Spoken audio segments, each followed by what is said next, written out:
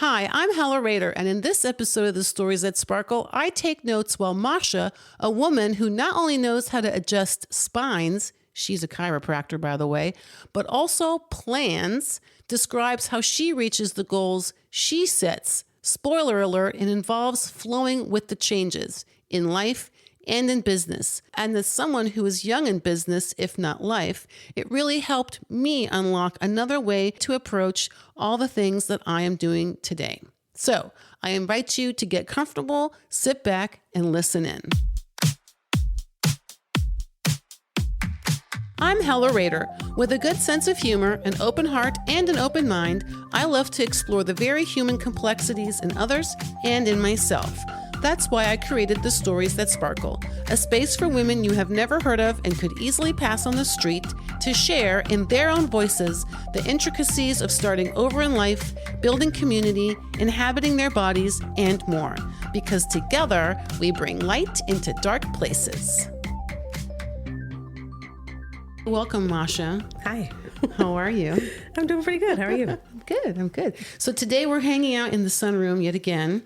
It's fantastic. It is a little bit sort of kind of grayish, a little bit sunny, but we had a deer. We had a lovely deer. The deer was just hanging out. It was the wildest thing. She was like, I'm not leaving. You can't make me. She's like, I'm going to just hang out here. Oh, yeah, that's fine. Let's rearrange you. Okay, Let's rearrange you, Mascha. You good? We're rearranged. We're good. I just realized I needed to lean back a little bit. No, I'm glad you did because I want you to be comfortable. Okay, good. This is all about being comfortable. So I guess just to set up a little bit of backstory here, we met, it was in June 2023. Man, has it been that long already? Yeah. Wow. I mean, it's like a year and almost 2 years. Yeah. This is bonkers. I know. What the hell? And I came to you because you are a delightful, amazing, like wizard of a chiropractor. Thank you. And my right shoulder started locking up so badly. And I, of course, ignored it because, self-care. It's what people do. I know. It's what I still have a struggle, apparently, still was struggling with self-care. It was so bad that it was shooting down my back and pinching my sciatica. I still don't quite know how all that works together personally, but I'm sure you do. And I was incapacitated. And thank God I met you because you got me turned around. And now I come every 4 weeks still. Fantastic. Yes. The maintenance care that's the key. It's, as that old saying goes, an ounce of prevention is worth a pound of cure. So that's right. That's right. I'm not always my own best student of that teaching, but I'm human. That's right. We are all humans. Yes. Such a good point. So I'm curious, how did you get into chiropractic specifically? Like, what was that journey or decision process for you, and Very when? interesting. So my mom's German. Right. Oh, that's another thing we have in common. Exactly. German things. Yes. Okay, right. So your mom's German. My mom's German. I was born and raised there. We lived there till I was 10. She's been in healthcare my entire life. And so in high school for me, after we'd moved here and I was finishing up high school, I was like, well, maybe I'd become a doctor or maybe I'd become a lawyer. High-paying profession, you think about like, oh, what's going to make me a good life going forward? Mm-hmm. And then in my free period in high school, I worked for a lawyer for 3 months. Mm-hmm. And I very quickly found out that I don't ever want to be a lawyer. Kudos to those people who are. It's just not my journey. Right, like, this is not for me. Yeah, no, thank you. Mm-hmm. But I was still kind of interested in healthcare, but also like a lot of the, traditional allopathic medicine stuff. I was like, nah, the blood in the guts, also not really my jam. My mom was working with a guy who had gone to chiropractic school. So she was a respiratory therapist at that point. So was he. He had gone to chiropractic school. He was back and working in respiratory therapy for a little while to build the capital to start his own chiropractic practice, which he still has now. So he told her a little bit about that. She told me about it. And I was like, that's very interesting. Healthcare, optimizing the body without drugs and surgery, seeing how well you can get, and kind of being the least invasive to help the body heal. And I was like, that's really very interesting. So we visited a couple of chiropractors that were local to Northern Virginia at the time, like Alexandria area, and One guy seemed very uninterested in sparking the spark in a Really? potential. Yeah, he was very, Charlie Brown's teacher. It was wah, wah, wah, wah, wah, wah. Oh, he was not selling the chiropractic as a profession. He was not at all selling the dream. Really? And then another chiropractor that visited, he was very like, "Oh, you're interested in this? It's great. Here, let me tell you all about it." And that furthered my interest. I went off to college. Wanted to have a degree, like exercise science got me the most, which is like sports med, got me the most prerequisites for chiropractic school. So that's how I was headed in that direction.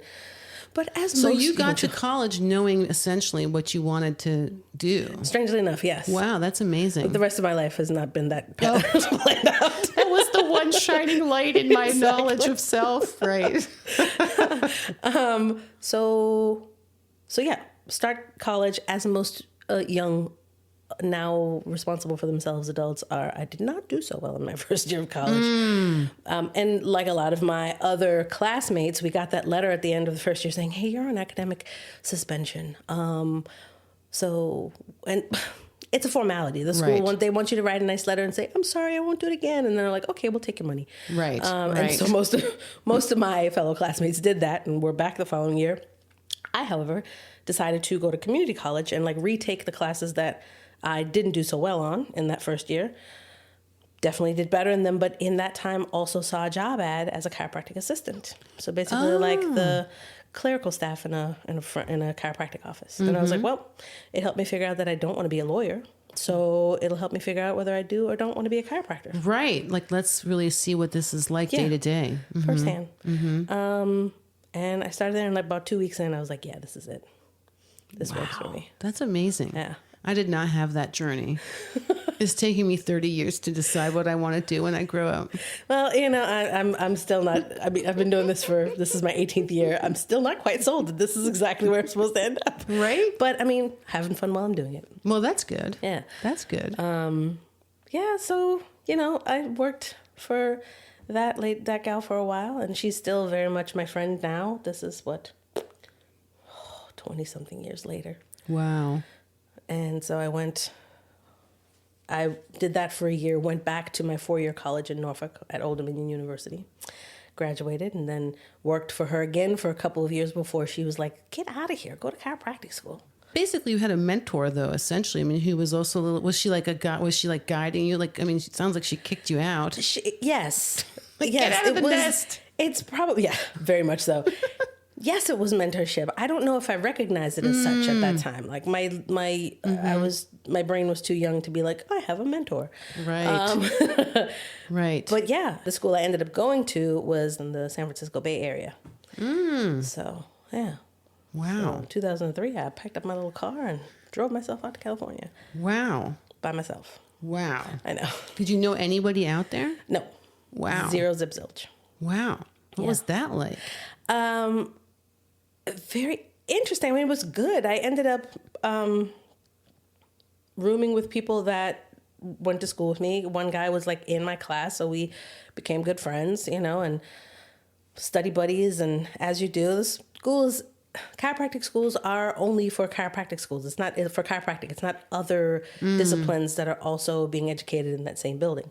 So, so we all kind of like have our own little tribe in our class of we'll hang out and we'll study together, and so-and-so's having a party, and yeah. I love that. Yeah, it was really good. Aw. But yeah, driving cross country by myself in, 2003, where cell service was not as widely available as it is. Right. Literally, my parents had a AAA membership, and they went and the person like printed out the book of what my direction should be to my destination. Yes. It was basically, Google Maps on paper. And it's good because those books, and that they have it, they have like restaurants and they have hotels that are on the way. And so basically I'd drive for like 10 hours. And at the end I'm like, I'm close to this town. Let me see what hotels there are. And I'd try to find the one that was not very expensive, but also not the Bates Motel. Right. Smart. Well, yeah, you're a single lady on the move. Exactly. Single person driving alone with a car full of stuff. Yeah. And I also did not have cell phone reception. I think it was between Nebraska and Salt Lake City. Wow. You're just a dead so zone. I'm just driving. Yeah. Yeah. You're like, At the wow, time, you're it like was driving blind, basically. Yeah, it was a cell phone dead zone. And Whoa. I would get to where I was staying that night and I'd call my parents and be like, hey, I have landed. And then I'd be like, I'll call you in the morning when I'm on the way out. Wow. And then I'll be back in touch, whatever. Yeah. I know it's a funny thing. Like, we don't think about that so much anymore. I know. Because everybody's connected. It's so weird. Our version of the Wild Wild West. Yeah. That's right. Yeah. That's right. Yeah. So, and then chiropractic school was great. And then I graduated, and then I lived in Southern California for close to 2 years. And then my good friend who had the practice in Fairfax that I was the chiropractic assistant for, after 9/11 happened and her partner was in healthcare and just being so close to DC and she being a New Yorker originally. Oh, yeah. She was like, this is all mentally too much. And they had vacationed frequently, I think annually, in St. Croix in the U.S. Virgin Islands. So they moved down there and she opened up a practice. And then she called me one day and was like, hey, you think you want to practice in the Virgin Islands? I was like, Yes, please. Twist my arm very hard. So Whoa, that's wild. Yeah. I did not know that. Yeah. Oh my God, I'm so jealous in retrospect, like in retroactively jealous. And it's so interesting because none of that, it was all just very, well, except for the Virgin Islands, I really didn't have that set in my mind. But a lot of these things in my life, they were just like a general idea. I didn't have like, I'm not a list planner, bullet points and numbers and blah, blah, blah. Of like, well, these are the steps we have to take to get to here. It just kind of was like, okay, this is how I feel this is where I want to end up. And somehow the universe is like, okay, this is how we're getting you there. Right. So like you're very comfortable with you have an end place you want to get to, but you're very comfortable, it sounds to me, like with like fill in the blanks on the way there. Yeah. Like you're kind of agnostic, like how we're going to get there. I am and I'm not. It's the weirdest combination of things because, well, I'll say this. If I don't have a plan, I'm okay with it. Just like, okay, we'll organically follow how we get to this destination. But if I have set a plan, then it's very difficult for me to want to deviate from that plan. Okay, no, that makes sense. Okay, got it. No, I get that. Like I get that. changing plans on me, I'm like, oh, no, I don't like it. Right. Well, one of the interesting things so I'm curious, like I find when I'm in fear though, like when I get scared, like how's it going to work out? That's when I want to grab a hold and make a plan and like get rigid again. Yeah. Like this is where I've been having a hard time sort of continuously letting go of not knowing and just doing whatever pops up today. Yeah. Very difficult. Yes, because everything seems out of control and you're trying to regain some sort of semblance of control. Right. Right. Yeah. I'm trying to think, like, I'm not sure if I've done that, but I'm also not sure that I haven't done that. Like, I'm not really, there isn't something that sticks out to me that's like, oh yeah, I very much do that, but I'm sure I have. But I do love that. So like basically if you decide I'm not going to make a plan, you're very easy breezy, easy going about it. And you just follow the breadcrumbs basically. Kind of, sort of. Yeah. Interesting. Well, the breadcrumbs took you all the way to the U.S. Virgin Islands, which I'm like, I'll follow those breadcrumbs. I know. I was very happy with those breadcrumbs. So what was that like working on an island? Island life for me was very, it's different because the people of St. Croix are fantastic. They are lovely and welcoming people. They're very warm. But also there is that experience of like having grown up there, that when you move there and you didn't grow up there, you're just trying to kind of like, okay, how does this, I don't know. How is my experience different from somebody that lives here? You get grooved in fairly easily. It's like, okay, you find your group of people that you like to hang out with or that you vibe with or that does the same things socially as you do. It's, again, Virgin Islanders are very social people and they welcome everyone. Right. As long as you what was your are experience? also a nice person. Right. But what was just the backtrack for a second on that note, though. What was your experience coming from Germany to the States? Was that a little bit harder, or is it different? Like in some, like it was different. I mean, I think kids' level of adaptability is so much better at that age than when you're an adult. So it was just kind of like, okay, this is what my parents are doing. You know, when my dad had already moved here, and then my mom and I followed. But okay, this is what we're doing. So I guess this is what we're doing. You're kind of, quote unquote, at the mercy of the adult decision. So you have to adapt. But I also didn't particularly find it that hard. I mean, culturally, I grew up German. Right. And then coming here, I'm, biracial. And so culturally here, I'm viewed as a Black girl and then a Black woman. And so having to find my way into Black American culture. Right. Oh, right. It wasn't a complete find my way. I mean, my dad was around me, and so I had plenty of that influence, but also it was within Germany, right? So it wasn't like I was around extended family in that respect. So, I find that I made friends pretty fast. My mom tells the story of, because I was the start of 5th grade, so I'm starting 5th grade. And were you bilingual at this point already? So yes, I was bilingual, but not educationally bilingual. Got it. No, that's a difference. So you were like conversationally English speaking. Absolutely. Got it, which is very different. Yes. Than school English speaking. So starting school, in Germany, 5th grade is when you start learning a second language, and more often than not, it is English. But it is the Queen's English. That's right. So it didn't take a whole lot for me to kind of, make some adjustments, again, because I'd already been conversationally American English. But then coming to school is a little bit different. So learning the way that school happens here versus the way that school happens in Germany. Very different.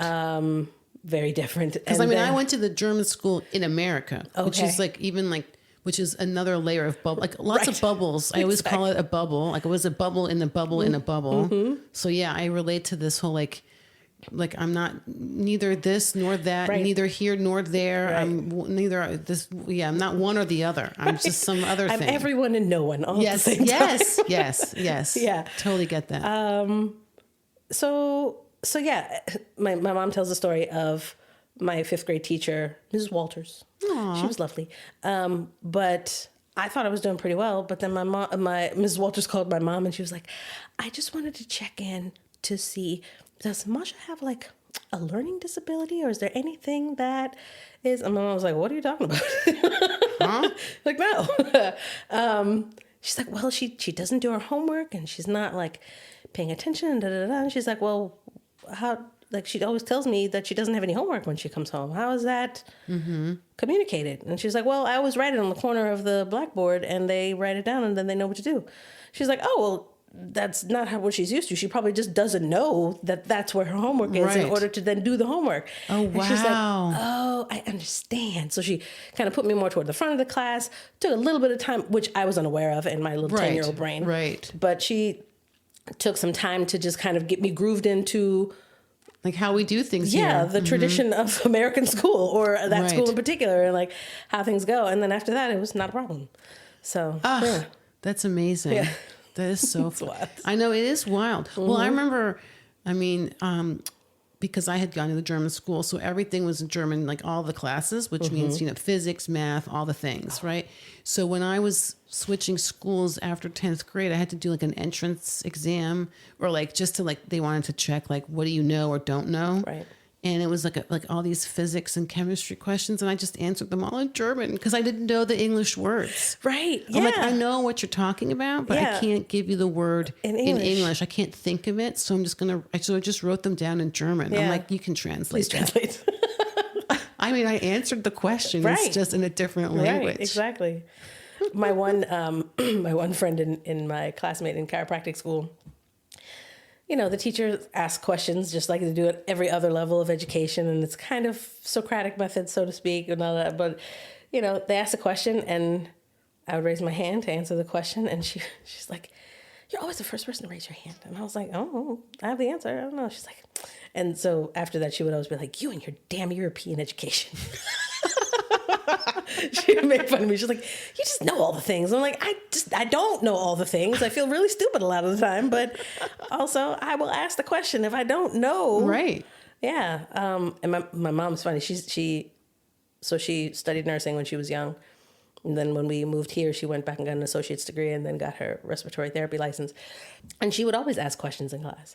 And, I can't remember if she said that a classmate of hers or maybe the teacher was said to her, like, I'm really glad that you ask a lot of questions because I can see around the room that other people had that same question. They just didn't have the huevos to raise their hand and ask the question, right? They were embarrassed or... Isn't that amazing? Yeah. I think it's that whole, like, who's going to just start and say the thing that everyone's sort of thinking, but nobody wants to say. And it's because it's scary to, like, step out and admit, like, I don't know something or say something in front of a bunch of people, like, and not, I'm always like, I don't want to be the goofball and get it wrong or say the wrong thing.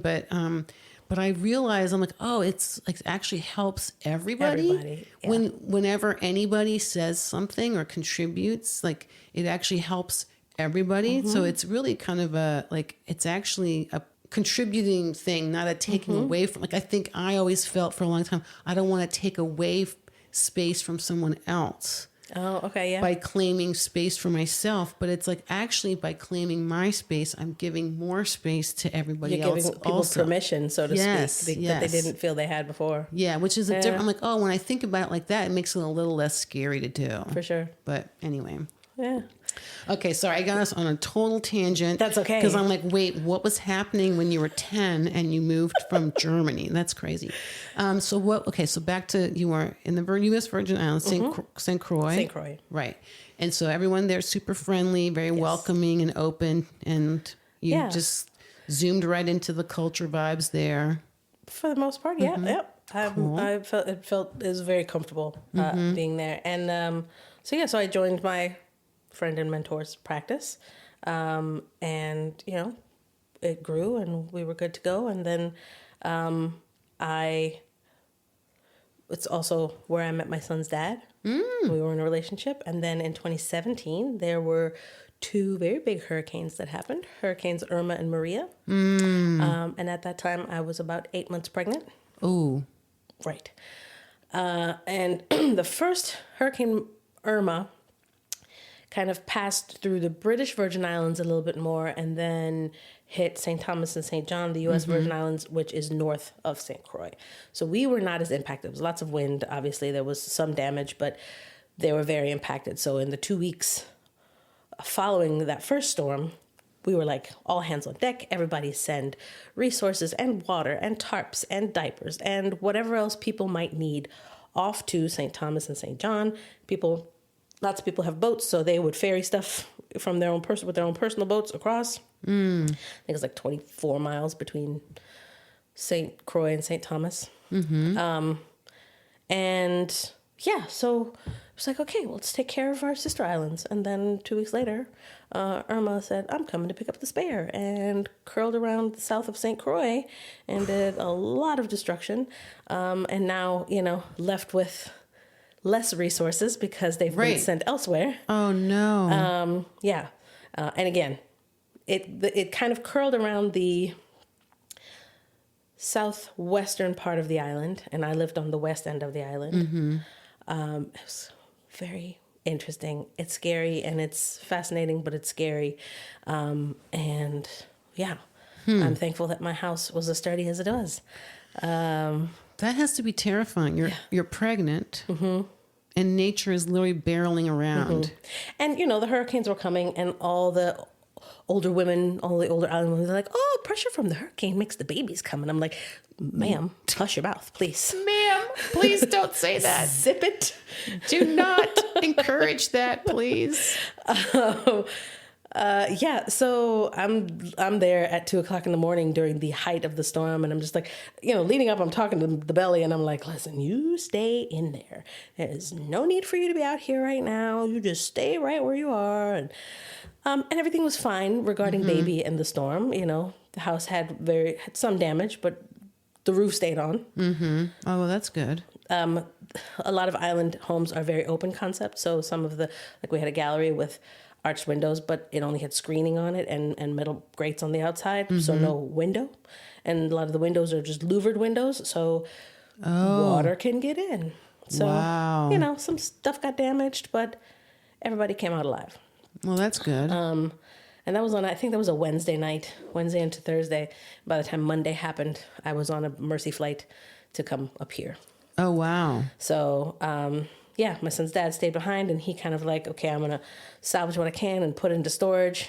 And then I'll come up here. Also, I had 2 dogs that then tried to get on, eventually got onto a Mercy flight to come up here as well. Wow. Yeah, I know. So were those flights that were like organized to get people off the island who were pregnant or had other medical situations or whatever? So there were a couple of different efforts. I believe there were a couple of military Mercy flights for people in the hospital settings and that were really kind of more emergent. And then one of the cruise lines sent a ship down, and people had the ability to get on the cruise ship, which would then take them, I think, probably back to Florida. So people are scrambling in those next couple of days. Either they're scrambling to get resources and, the grocery store is open, but you can only have 10 people in at one time. And then one person goes out, the next person goes in, like that whole scenario. But yeah, you're talking to people, you're trying to communicate as much as possible. My mother's here calling. A friend of mine who was from St. Croix but lives in Kentucky at the moment, she was trying to help organize some things. And then there was a gentleman who was very wealthy, probably millionaire status, and he hired a commercial airliner to come down, and people could pay like a couple $100 to put toward the cost of everything to get on that flight to get to, I don't know, Fort Lauderdale maybe. I think that's where we got. But so that flight was free, and then I was like, hey, Mom, I now need a flight from Fort Lauderdale to Dulles. Right, right. But yeah, so that happened that Monday. I was like, okay, I got a seat on this plane. I'm going to pack a bag. I packed my entire life into one large suitcase. Wow. Oh my God. I know. And did you very ever, bizarre. Did you ever go back? I've been back. Right. But that, basically you But not to left, live. right. You left living there in that moment. Correct. Like literally within 3 or 4 days, one bag packed.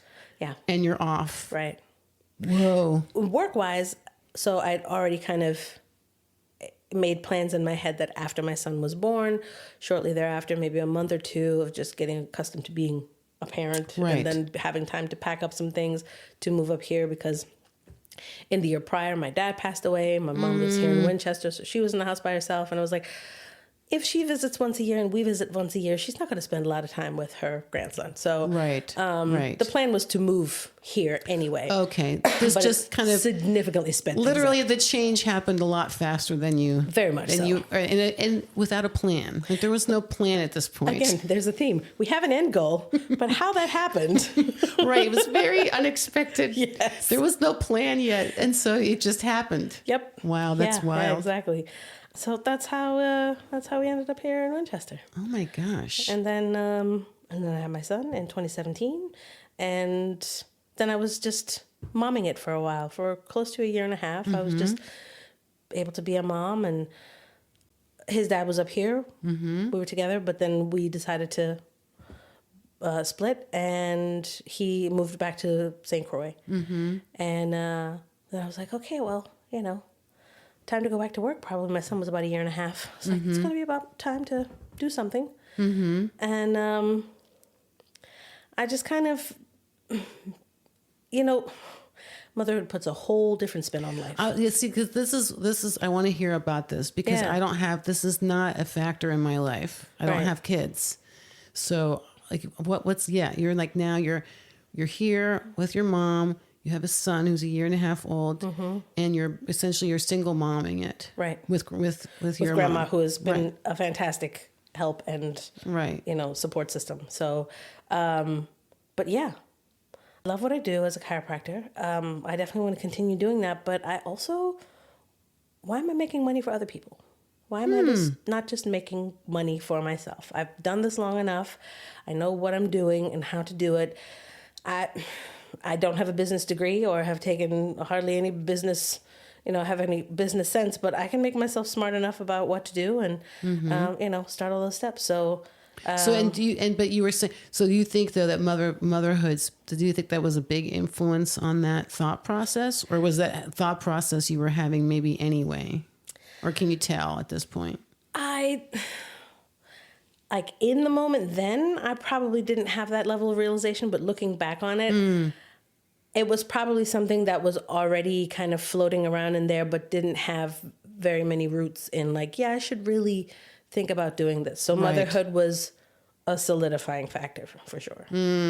Right. Because you're like, okay, I want to build have another something. Person to right. Take care of. Right. It's not just me. It needs to be something that's, sustainable. And, I've had the good fortune in working in some good offices. I had the misfortune of working in one particular not so great situation, but also it's not a failure, it's a lesson, right? That whole scenario that taught me a lot about what I don't want to be as a chiropractor or as an employer in the future, potentially, but also how, how to just what to look out for and where to land and what to ask for myself, and being a little bit more empowering in that standpoint. So that was.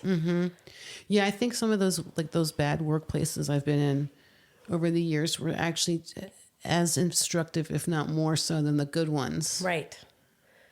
Because I'm like, oh, I don't ever want to do this to someone else. Yeah.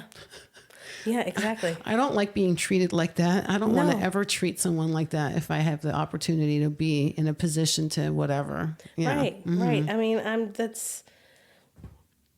chiropractic school, it's funny because in chiropractic school, the philosophy is just very kind of like, allow the body to heal itself, right? That's a super, super simplified statement. Right. In a nutshell. Yes.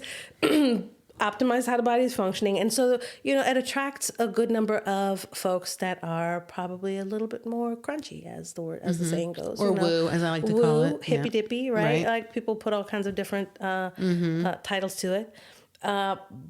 But being around those lovely, lovely people, some really good friends of mine that I've made in chiropractic school, it just kind of develops a level of enlightenment and personal insight and reflection that allows you to kind of, look at who you are and look at the things that are around you and what you tolerate and what you take forward from that and the kind of person you want to be, and how that also turns into the kind of doctor you want to be and what you want your legacy to be in the world, right? What all of that kind of developed out of a lot of those relationships. Interesting. Yeah. Huh. Like a lot of self-awareness. Self-awareness. The book, the movie, The Secret. Are you familiar? Yeah. Yeah. I hadn't read the book, but the movie came out while I was in chiropractic school. So we had like a big watch party. Oh, right. Oh, I bet this was like, we love this. Yes. This is our jam. Absolutely. Yeah. So, that kind of manifesting and putting energy out in the world it was one of the, not the first instance I had of exposure to that, but it was a little bit more concentrated. Right. It's funny. I was reading recently a book that was, quantum physics adjacent with manifesting and this. And I had to put it down after I read the first chapter because I was freaking myself out. Because I'm like, I don't want to do it wrong because I might manifest the wrong thing. I'm like, all right. I'm like, hello, you're overthinking manifesting, whatever the hell that even means right now. Stop. So I had to put that down. But I get it. But we've had these conversations. I'm all about that, like as a philosophy in general. Sure. Yes. I have a lot of belief in the energy we put out into the world comes back around. I'm a chronic overthinker as well, so I can commiserate with that statement. I mean, I don't know if it's the German thing or if it's a woman thing or it's a good question. The times we live in. It's a good question. But I can think myself into and then back out of and then back into a paper bag. Like I'm like, yeah, I will. Nice. I will get myself out of here and then right back into it, and then maybe I'll stay there. I don't know. It's crazy pants. It goes into a circle. Yeah, it's great. It's great. Yeah, it's all learning and evolving. That's right. I'm good with it today, but for a long time I was like, oh my God. But now I'm like, yeah, that's the thing, and I just know what to do now to quiet it down. That's the thing. When I notice it rev up, I'm like, you know what? I'm going to go for a walk. That's my new. That's not my new thing, but that's become a big thing. Hala goes for a walk. Nice. When in doubt. When in doubt, go for a walk. Yeah, just, you know what? I'm just going to walk it off. Fantastic life lesson. When in doubt, go for a walk. Okay, so you've got a 1.5-year-old son at this point. You're like, all right, I'm gonna do this differently. What I've been doing for my whole career up to this point, which is almost like 12 years of doing it as one way in someone else's practice. Right. Being an employee, per se. Right. Being an employee, right. Learning what works for you, what doesn't. Right. Good bosses, not so good bosses. Right. Whatever. And you have guidelines or the way that the owner and operator wants to run their practice. And so you adhere to that versus, being more directive in some of those things. Yeah. As you get older, you're kind of like, I think this is the direction we need to go into. So it's interesting because I'm having all these different conversations, and in some cases it's people on a journey of like making a change to do something completely different from what they've been doing, or the change has been thrust upon them in some way, whether they want it or not. And it's happening, so. But it sounds to like I'm hearing from you, like I've always known generally what I want to be doing. It's just you're changing how you do it. Yeah, that's what it sounds like. Yeah, I don't know if I've really looked at the overall picture because I've always just kind of been in it. Right. You're like, I'm in the weeds, lady. I don't know. I'm not thinking about that. I'm just doing the next right thing. Just trying to keep this plate spinning. Right. I mean, quite frankly, sometimes it is that. It's like, okay, we got to focus on this plate. It's slowing down. Let's get that spinning again. And then back over to this plate. The energy flows where it needs to go. And that's at that time, it was like, okay, start my own practice. I got a kid. I have time. So what was the process like for getting from the idea of a thing, like I'm going to have my own practice, to then actually doing it or having it? Basically trying to figure out where to start. It's like, okay, is it going to be, I need to get a business license. I need to make sure I have my chiropractic license for the state of Virginia because they don't transfer from state to state. You have to get a license in every state. Start an LLC and just a lot of the check the boxes of things that need to be done. It wasn't the version that it is now. Being online and seeing a lot of my colleagues across the country, I kind of stumbled into the world of mobile chiropractic.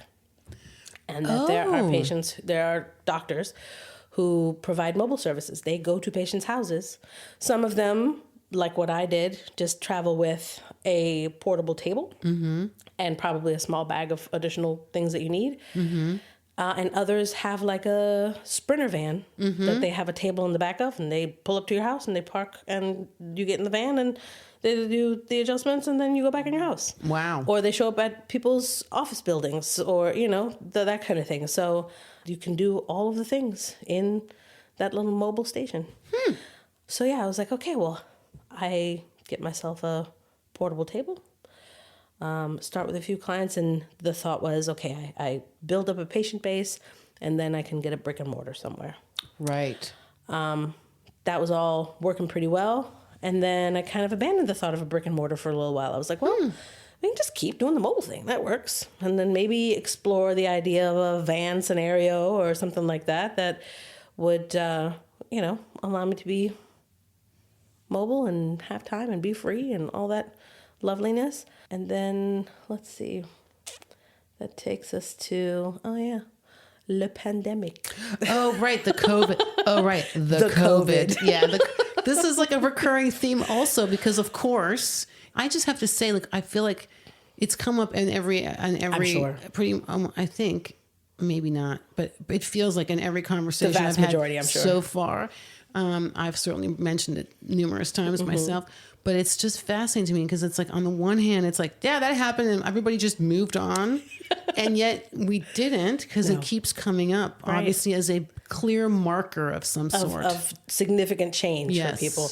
Surprisingly, it wasn't, business-wise, it wasn't as 180 of a change or any other, insert other degree number here, for me as it was for other folks. Like some people, they're like, I am now working from home, or I was out of a job and I had to find something completely different, like complete different change of life path. Right. I was fortunate enough that being mobile and going to people's homes and being one-on-one with them allowed me to, I mean, it's technically an essential service. Right. So I was able to continue my business and go to people, and I'm masked up and I'm gloved up and I'm, sanitizing all the things and adjusting people with gloves on, which felt very weird, but nonetheless. That has to be weird. Yeah, because my job is very tactile. So having that in between. But I mean, it's a thin enough glove and everybody wants to be safe. So we do the things. Right.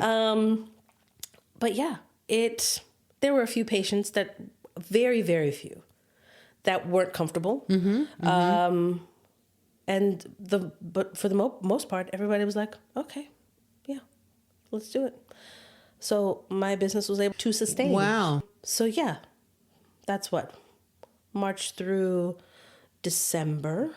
And in December, I was talking to my hairdresser, who used to occupy the space that I'm in now, and then moved to the suite in front, which was bigger, and started working with another hairdresser. So he went from being a solo to being a few hairdressers there. And he's like, the space is open, you should rent it. I was like, yeah, maybe, that sounds okay. Very hemmy-hawy, because again, although the end goal is in mind, and I have been generally fairly fluid, once I make up my mind about something, I am try not to be, very rigid. And it's very ready, aim, then shoot. Sometimes ready, aim, then aim again, potentially aim again. Right. And overthink it. Overthink it a little bit, re-aim one more time, and then shoot. This was... So, because at this point, you've I made up my mind, I'm doing the mobile thing. Yeah, right. I'm not thinking, that was you're my no mind longer frame. thinking so much brick and mortar anyway. Yeah. So you're like, It wait. was back there still. Right. But it was back. Yeah, so this spot became available, and the overhead is lovely. And it wasn't, again, I'm a small startup still, relatively, still in that first year of owning my own practice. So, but also the mobile part I was noticing, I'm like, okay, I'm spending a lot of time going to people. The transition from one place to the other place is taking a lot of time. If I am stationary and people come to me, I have the ability to see more people in the same amount of time. So it's not that it didn't make sense. It's not that I had abandoned the thought altogether, but it was kind of pushed back a little bit. And then when this spot became available, and he was like, you should do it. I'm like, ugh. And I was like, okay, I guess I'm doing that. And I signed the lease in December of 2020. And by mid-January, I'd done a little bit of refurbishing the space and kind of making it my own. And opened that up in January of 2021. January 15th or 18th, somewhere around there is when I was in that space. So that's where I've been since. I mean, I'm just hearing somebody who's very you're just very wide open to following the things. I think so, yeah. That's amazing. I'm like, what is that like? I don't know. I don't think I'm conscious of it. And I'm sure my mother would tell you otherwise sometimes about how rigid I can be. And I recognize that. I'm not saying that she's wrong. But how do you experience fear? Do you experience fear around things like that? Okay, well, I'm just curious because she makes it sound so simple and easy. The whole ready, aim, and re-aim, that's the expression of my fear. That's your fear. Know. And then the imposter syndrome, and then I don't know if I could do it. And, I've never done it before. What is this supposed to look like? And right. and then having a blip of a moment where like it's supposed to look like whatever you make it look like. It's not supposed to look like, Jane down the street or Joe across the country. Right. Do you find, like, I find I have to, like, sometimes limit what I look at or people who are doing other things that are sort of in the same similar vicinity. Like, I have to kind of limit how much. It's not their problem. It's a me problem. I have to limit, like, how much I, like, look into what they're doing. Because I'm too tempted to imitate or do it that way when I'm like, yeah, but that's their way and it's awesome, but I don't think it's my way. Compared to a lot of chiropractors, I probably don't see as many patients in a week as some offices do. There are offices who see the number of patients I see in a month, in a day, or in a week. Whoa. Right. I have practices that see like hundreds of, and mind you, not just one doctor. They've expanded. They've got multiple chiropractors in place, and they've got staff upon staff that help with running the show. But yeah, like it wasn't ever my goal to be this high volume chiropractor and just sit back and roll in the dough. And I mean, don't get me wrong, I'd love to roll in the dough. Right. But I also like to be very hands-on with my patients, and I like to know what's going on. And, we sit around and we chit-chat and talk about life and solve the world's problems in 15 minutes. I mean, every time I come, I'm like, you've seen me in all the states. Yeah. Especially over the last year and a half. Yeah. That I've known you. You've seen all the states of hella. And I get that a lot. I'm an armchair therapist sometimes. No, you are. I mean, working through like this transition and the changes and all the like the grief and yeah. Yeah. I get and it manifesting in my body, which you were so, because this was when we got connected was, I was sort of like semi-aware and getting more aware, but not fully aware yet. Of how your body was expressing what you were emotionally and mentally experiencing. Yeah, because right before that, I had my thyroid removed, which was like, it was the latest installment in a long time of like my body expressing its displeasure with some stuff with me. Or my lack of care for it, or hello, pay attention, lady. I'm trying to tell you something, and I'm like, yeah, whatever. I'm too busy, or I've got like stress to deal with, or whatever. I don't have time for you, body. And my body's like, well, all right, I'm gonna just shut it down. Right, I'm gonna make time. Make time. Good luck with that, lady. But so yeah, when we got hooked up, the fear was manifesting in my shoulder so badly I couldn't turn my head. Yeah, that was wild. Yeah, I mean, I try to approach how I practice kind of very pragmatically, and we're talking about the mechanic. I joke with people that I'm a mechanic and an electrician, right? Because the alignment of the spine protects the nerves, which are just your electrical wiring and communication. But it is deeper than that, because your emotional bucket, when it spills onto your physical bucket. And it's like the bucket within the bucket, right? So there's only so much that one bucket can hold, and then your body is going to be like, oh no, we can't do that. Nope. I've had patients who have hysterically started laughing after getting an adjustment. They just have that's their emotional release. I've had patients who started crying, not because of any discomfort. It is purely an emotional cry from a physical release of something that their body has been. It's something that's been stuck, and it's just not functioning the way it is. And then your body's kind of going like, okay, we released that. And then one of the ways I'm going to release that is just to start sobbing on your table. Right. Well, my measure right now of how well I'm doing and, in this area is when I come to see you and my legs are the same length. Nice. I'm like, oh yay, I'm doing the things. Yeah. Apparently. Yeah. Like I'm maintaining balance because my legs aren't, my hips aren't basically out of alignment with one side to the other. Yeah. It's fascinating. That's when there's lots of little, peekaboos that the body gives you to look at if you know where to look about how physically you're doing. Some of that is just purely a physical expression of the physical things. And some of it is tied to, emotional blockages and that kind of stuff. So, well, the next time we have a conversation, I want to get more deeply into the actual chiropractic things. I think that's worth a follow-up Yeah. Because I don't want to just like, oh yeah, chiropractor, you know. But because this first time I really wanted to talk about this whole process of the change for you in your life. And I just love how you make decisions. I mean, this is like I'm making notes. I'm taking notes right now, Mascha. I'm like, okay, do what Mascha does. It fly by the seat of my pants is what a lot of it is. Yes. But I love that. I'm like, you don't take it so seriously. It sounds like. I mean, not that you're not serious. I'm just saying, like, but you're very like it sounds very easy for you to take it as it comes. Or that's what it sounds like to me. Yeah. I mean, you're not wrong. I don't know. Were you just born this way? I don't know. I have no clue.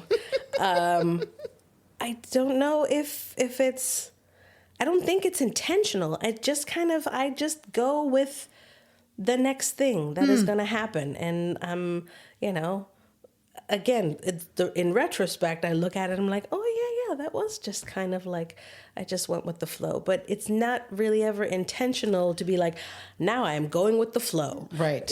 Right.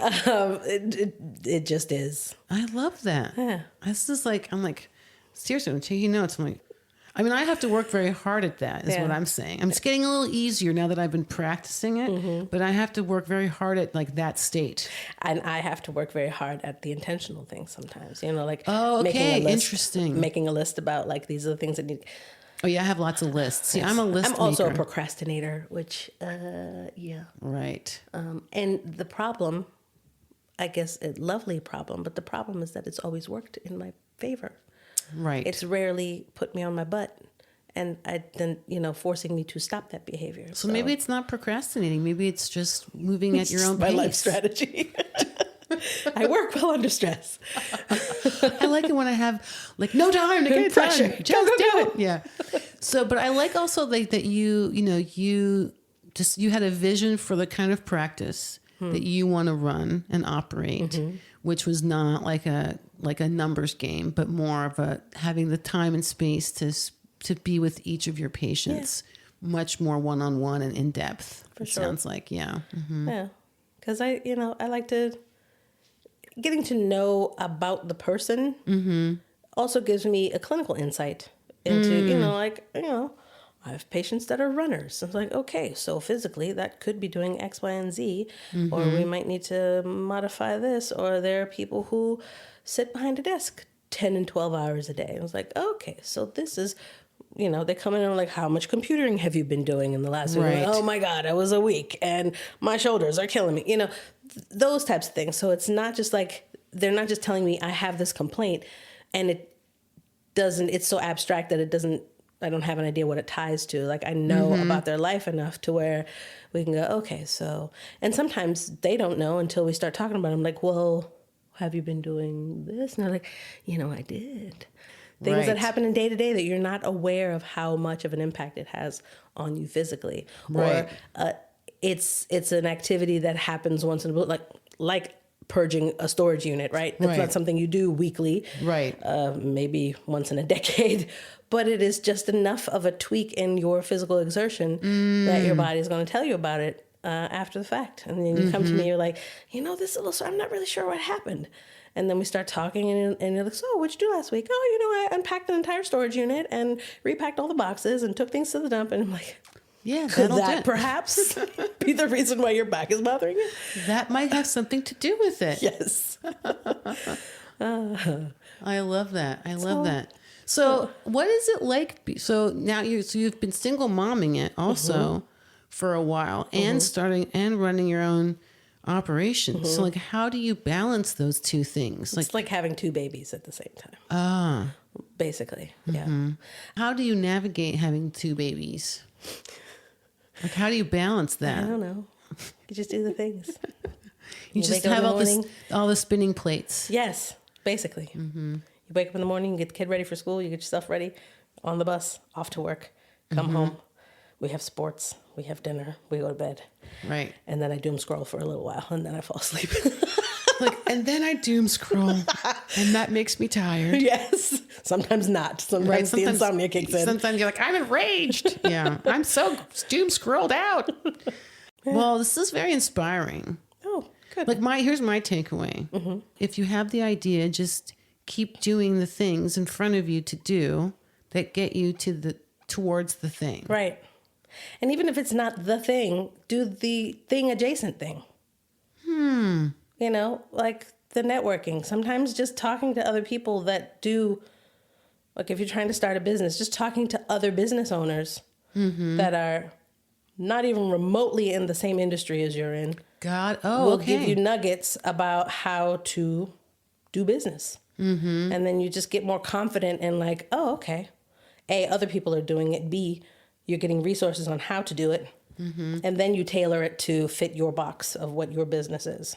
Just kind of being around, as women, like being around other women, like creating a little bit more of a community of support in that way. I think sometimes those of us in Gen X, we grew up in a competitive environment. Right. You know, male-dominated competitive environment. So the way that we operate amongst ourselves sometimes also has that element of competition, as opposed to embracing, like, there are a lot of chiropractors in Winchester and surrounding towns, a lot. And none of them are my competition. Right. They also do what I do. They might have either different modalities that they do in their office adjacent. They may have a physical therapist on staff, or they have other, you know, instruments or whatever, or they just adjust slightly differently that attracts people to them and not me, and vice versa. Right. But there is room for all of us to be successful in business. Right. You know, just in the chiropractic space alone. So let alone other businesses, or other women who are in business, you know? Well, I think it sort of goes back to what you were talking about before, like just do the thing your way, like be your authentic self in whatever it is you're like. You've set up your practice to be a certain kind of way where you have time and space to really sit with people and chat with them, and it's pretty relaxed. Be the armchair, you know, what did you call armchair therapist? You know, like the de facto, like oh, we're having a moment. We're going to talk about. Let me whip out the Louise Hay book, you know, for me, because here's your tissue. Here's your tissue.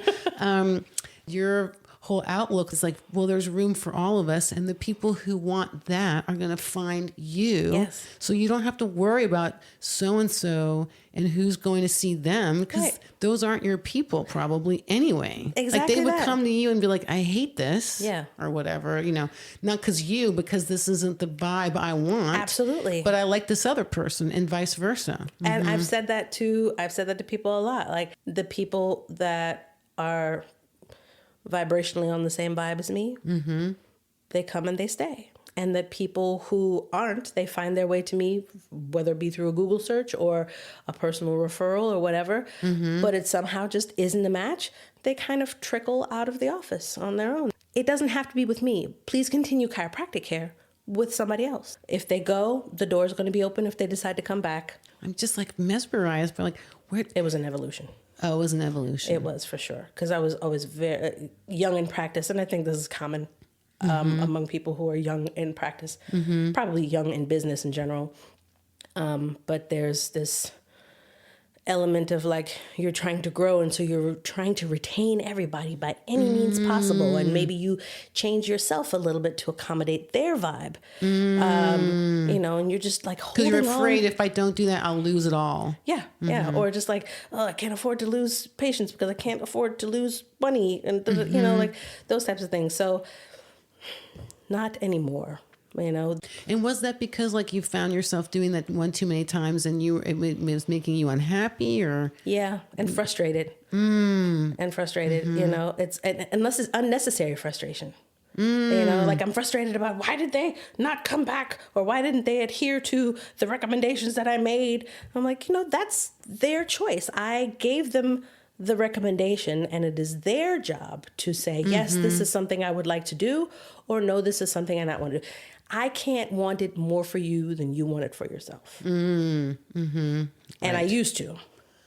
I used to expend the energy of, why don't they do why, you know, again, the very logical German brain. Sure. It makes sense. Why aren't they doing it? Right, yeah. Oh, yeah. No, this is when, like, that's when I know I'm definitely German. Right. Like I can be all like easy breezy lady and like whatever, go by the flow and you know, and then I have those moments where like, no, it must be like this. And like, It's so logical. Why are you doing it that way? That makes no sense. Like this is ridiculous. I'm like, oh, there she is. There she is. German lady. That's the German lady. All right. So my takeaway from today is don't make a plan. Just don't make a plan. Like if you don't make a plan, you're good. It's the opposite of what everyone out there is telling people. Make the plans. Don't have a goal. Just don't make a plan. Yes. Or be open to the plan evolving. Yes. How about that? I think that's a more refined version of that. Okay. Yes. It's great. Okay. Have a goal. Have a goal. Let the plan evolve of how you're going to get to the goal. And be fluid in how that changes. And you might be looking at like, okay, this is the next step. And then, 5 minutes later, you're like, actually, that's the next step, I think. Maybe we... Right. So 2 degrees to the left. Right. So also being willing to change your mind. You know what? I don't have to stick to this choice I made. I can change my mind back over this way now. Yeah. Changing your mind isn't a bad thing. Or saying no to something isn't like a failure. I think we were kind of conditioned into a lot of that too when we were younger. Like, you have to follow through with the things you say you're going to do. Right. Okay, but that's killing me. Why am I following through with this? Right. I'm following through with something I hate. Yeah, right. Why don't I not do that? Yeah, exactly. No, I know. I totally get that. Well, all right. Well, thank you so much. This has been welcome. a delight. We've taken... Truly. We had a plan and we ended up there, but we took many different routes. Yes. This whole conversation has been we followed the theme. We had a goal, but no plan on how we're going to get there exactly, but we got there in the end. Fantastic. I love this. Well, thank you. And like I said, I really want to have you back and like dig in a little bit more on like chiropractics. We'll get nerdy with it. Yeah, I want to get nerdy. Well, thank you. I hope you have a wonderful day. Thank you for having me. Absolutely. It's going to be a lovely day. Gray as it may be, but it's going to be a lovely day. That's right. Yay. Well, thank you. I'll see you in a few weeks. Okay. Thank you again for listening to The Stories That Sparkle, a space I created for women to tell in their own voices the intricacies of their stories. Just a couple of show notes for you. The book that I reference that Mascha and I often use when we work together is called Heal Your Body by Louise Hay. The other book that I reference about manifesting is called Breaking the Habit of Being Yourself by Dr. Joe Dispenza. I have yet to pick that one back up. And of course, the film that Mascha references, which then became a book, is called The Secret, and the book is by Rhonda Byrne. So go check those things out if you care to. Thank you again for being here. Please rate, review, subscribe, follow. It does help the algorithm find me. Hang out with me on Substack, hellarator.substack.com, and share this podcast with someone you know. And if you have a story you want to tell, please drop a line at hellarator@substack.com, because together we bring light into dark places.